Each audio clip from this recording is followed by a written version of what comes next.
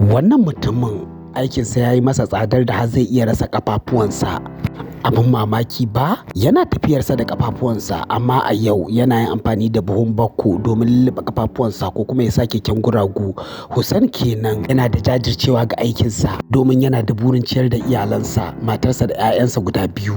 Kuma rayuwarsa ta canja a lokacin da ya fara aikin tuƙi na direba a inda ya maye gurbin wani mutumi wanda ya rasa aikinsa a wajen. To amma bayan wata 6 a cikin wannan aiki sai wani abin mamaki ya faru inda Hussein ƙafafunsa suka fara ciwo har ciwon ya yi tsanani wanda daga bisani ma har ya dawo baya iya yin tafiya da ƙafar.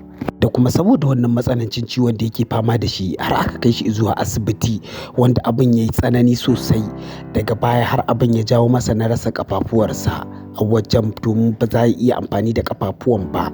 To amma matarsa ta ba shi ƙwarin gwiwa sosai tare da ba shi gudunmawa ta musamman kuma hakan ya yi masa daɗi sosai. To amma bayan wani lokaci bayan Hussein ya rasa ƙafafuwansa ya gano cewa wannan mutumin da aka kora bayan an ɗauke shi aiki mutumin na an ƙara ɗaukar shi. Dan a wannan lokacin Hussein har ya fara tunanin cewa anya ba wannan mutumin bane ba ya je masa wani siddabar ko wani tsafe-tsafe saboda bakin cikin an kore shi a wannan aikin.